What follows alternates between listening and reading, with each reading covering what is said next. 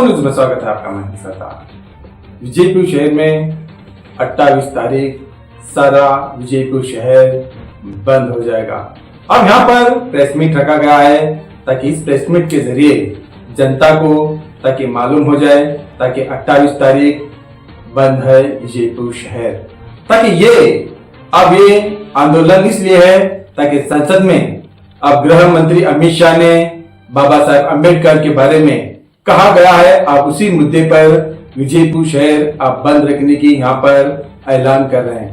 पत्रकार का तो कर्तव्य ये होता है ताकि उनसे कोई भी अगर नेता हो, चाहे कोई भी अधिकारी हो, चाहे कोई भी आम लोग हो, ये तो सवाल पूछना, ये तो हमारा धर्म, हमारा कर्तव्य होता है।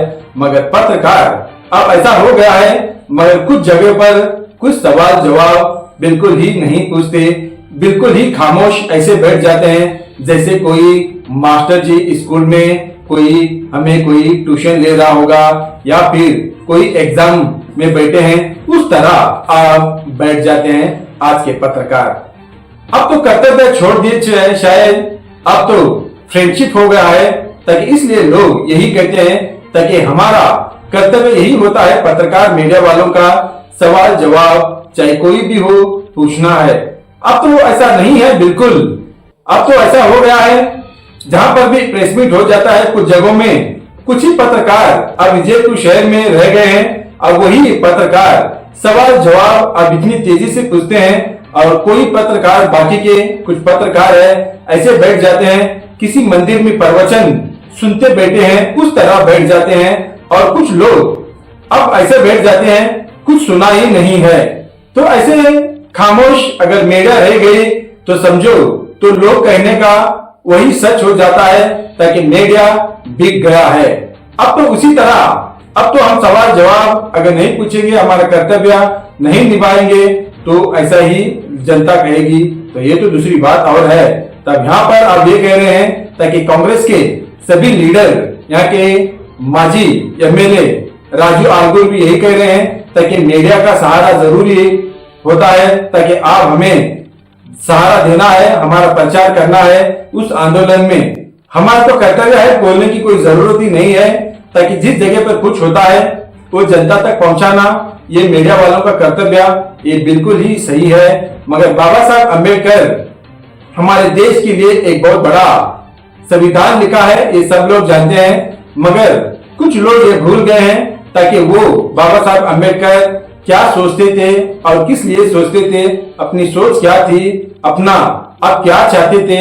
मगर उस पर कोई भी प्रवचन या कोई भी भाषण कम लोग करते हैं। मगर ज्यादा से ज्यादा लोग इसी संविधान के मुद्दे पर बाबा साहब अम्बेडकर के नाम पर अब सियासती का मामला बड़ी जोर से चलने लग गया है इस भारत देश में। अब तो कुछ जगहों पर ऐसा हो गया है, मगर अब तो आंदोलन कर्नाटक में यहाँ वहां पर अभी तेजी से चलने लग गया है।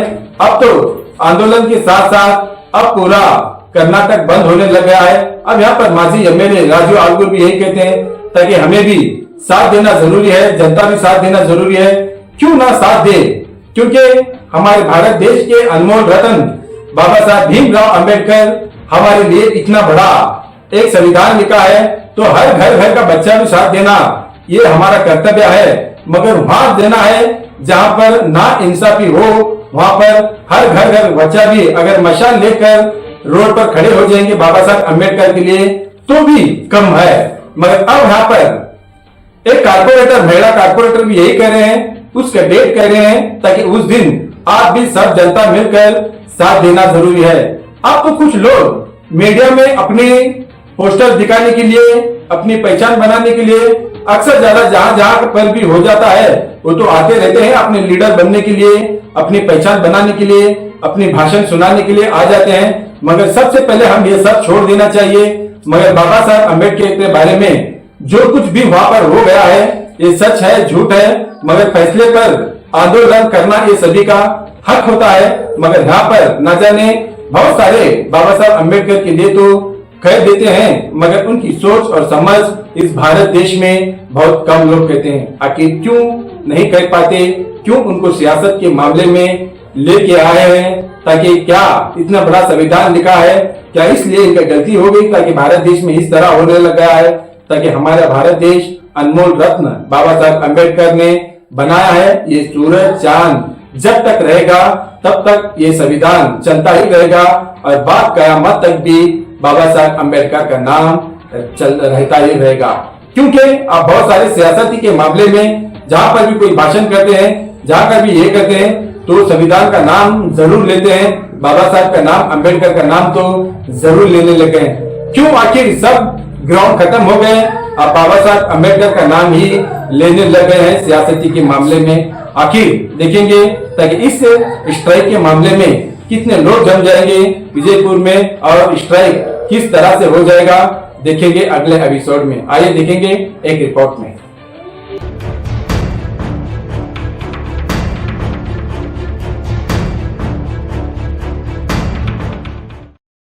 ಸ್ನೇಹಿತರಿಗೆ ಈ ಎಲ್ಲ ಒಕ್ಕೂಟಗಳ ವತಿಯಿಂದ ಮತ್ತೊಮ್ಮೆ ನಾನು ನಿಮಗೆ ತುಂಬ ಹೃದಯದ ಸ್ವಾಗತವನ್ನು ಬಯಸ್ತಾ ಇದ್ದೇನೆ.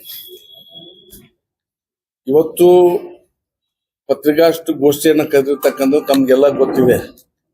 ನಾವು 28ನೇ ತಾರೀಕಿಗೆ ಸಂಪೂರ್ಣವಾಗಿ ಬಿಜಾಪುರ ಬಂದ್ ಕರೆಯನ್ನ ನಾವು ಕೊಡ್ತಾ ಇದ್ದೀವಿ ಈ ವೇದಿಕೆ ಮುಖಾಂತರ.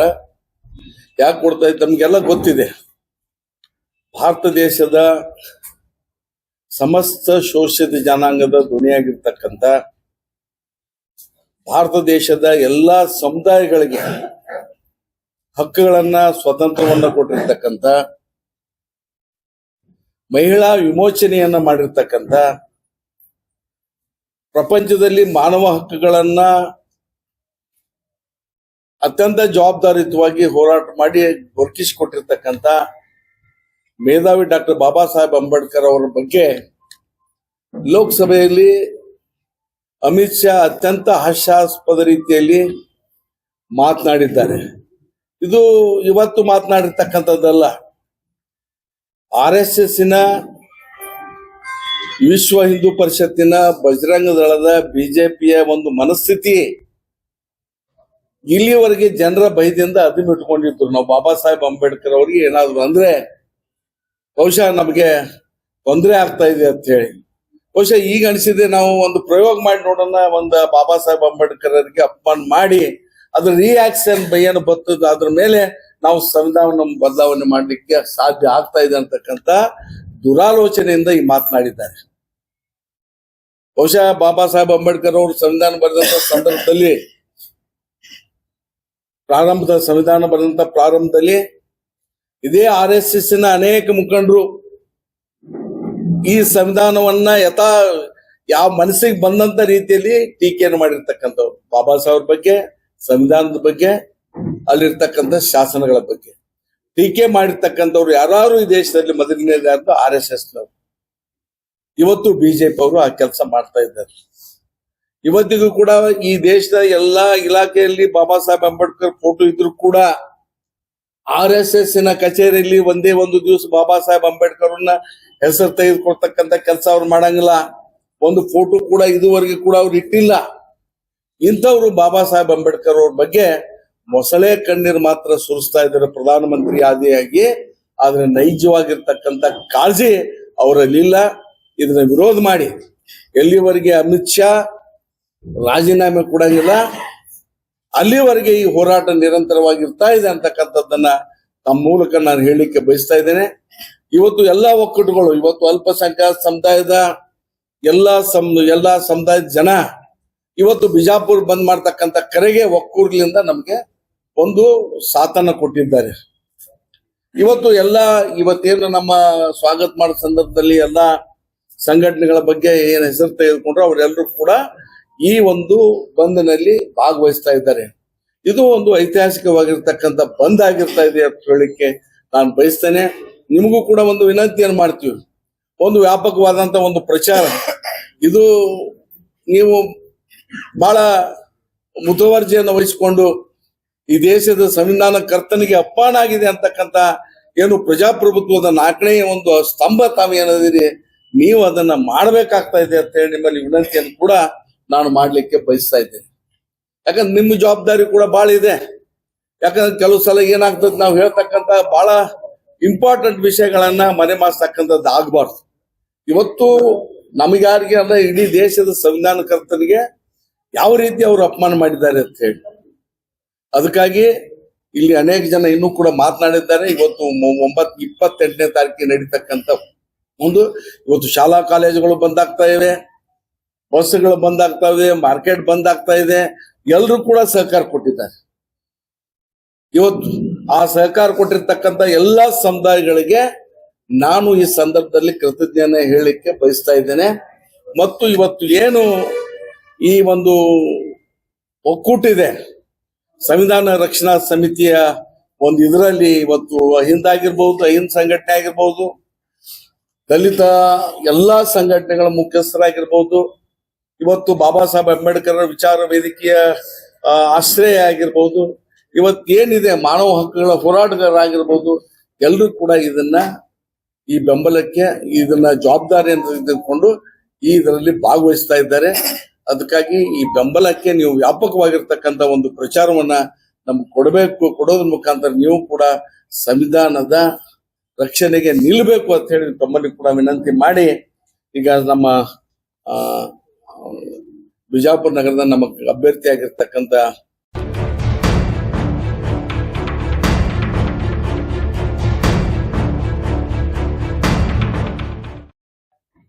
ಕ್ರಿಮಿನಲ್ ಹಿನ್ನೆಲೆಯಿಂದ ಬಂದಂತ ವ್ಯಕ್ತಿಯನ್ನ ಈ ದೇಶದ ಗೃಹ ಸಚಿವರಾಗಿ ಒಪ್ಪಿಕೊಂಡಿದ್ದೇ ಒಂದು ದೊಡ್ಡ ದುರಂತ ಅಂತ ಹೇಳಿ ನಾನು ಮೊದಲು ಭಾವಿಸ್ತೇನೆ.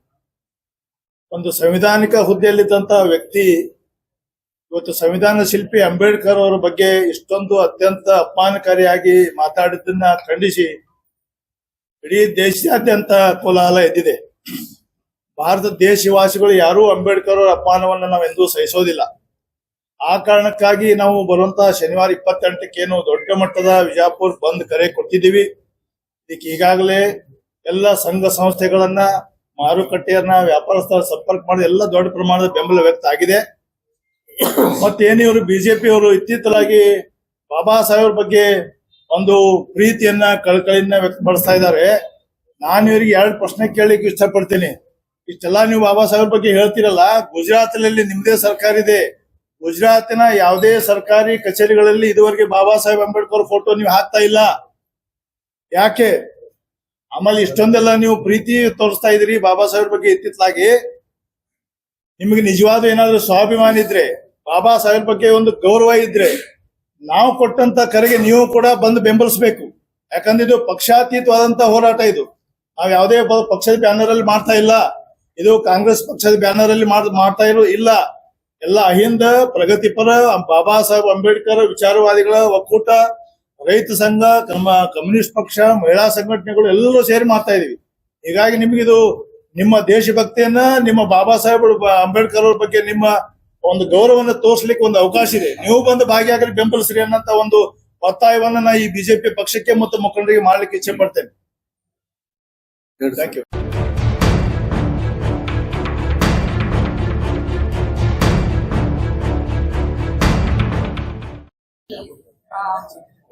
ಬಿಜೆಪಿ ಸರ್ಕಾರ ಅಮಿತ್ ಶಾ ಅವರ ವಿರುದ್ಧ ನಾವು 28ನೇ ತಾರೀಕು ವಿಜಯಪುರ ಬಂದ್ ಮಾಡ್ತಾ ಇದ್ದೀವಿ. ಈ ಒಂದು ಬಂದ್ ಪ್ರತಿಭಟನೆಗೆ ಎಲ್ಲರೂ ಸಹಕಾರ ನೀಡ್ರಿ. ಒಂದು ಶಾಂತಿಯುತವಾಗಿ ನಾವು ಈ ವಿಜಯಪುರ ಬಂದ್ನ ನಾವು ಯಶಸ್ವಿ ಪಡಿಸೋಣ ಅಂತ ಈ ಒಂದು ಸಂದರ್ಭದಲ್ಲಿ ಏನ್ ಹೇಳಿಕ್ ಇಷ್ಟಪಡ್ತೀನಿ ಅಂದ್ರ, ಸಂಸತ್ ಒಳಗ್ ಕುಂದ್ರಲಿಕ್ಕೆ ನೀವು ಯಾವುದೇ ತರಹದ ಅರ್ಹತೆ ಇಲ್ಲ, ನಿಮಗ ಯಾವುದೇ ಅದಕ್ಕೆ ಲಾಯಕೆ ಇಲ್ಲ. ನೀವು ಇವತ್ತು ಡಾಕ್ಟರ್ ಬಾಬಾ ಸಾಹೇಬ್ ಅಂಬೇಡ್ಕರ್ ಅವರ ಕೊಟ್ಟ ಒಂದು ಸಂವಿಧಾನದ ಮೇಲೆ ನಾವೆಲ್ಲಾರು ಹೊಂಟಿವಿ ಅಂದ್ರೆ ನಾವು ಮೊದಲು ಅವ್ರಿಗೆ ಗೌರವ ಕೊಡೋದು ನಾವು ಕಲಿಬೇಕು. ಅಮಿತ್ ಶಾ ಅವರೇ, ನೀವು ಎಲ್ಲಿ ತನಕ ನೀವು ಸಂಸತ್ ಬಿಟ್ಟು ತೊಲಗೋದಿಲ್ಲೋ ಅಲ್ಲಿ ತನಕ ನಮ್ ಪ್ರತಿಭಟನೆ ಹಿಂಗೆ ಇರುತ್ತೆ ಅಂತ ನಾ ಈ ಒಂದು ಸಂದರ್ಭದಲ್ಲಿ ಹೇಳಿ ನನಗ್ ಮಾತನಾಡ್ಲಿಕ್ಕೆ ಅವಕಾಶ ಮಾಡಿಕೊಟ್ಟ ತಮ್ಗೆ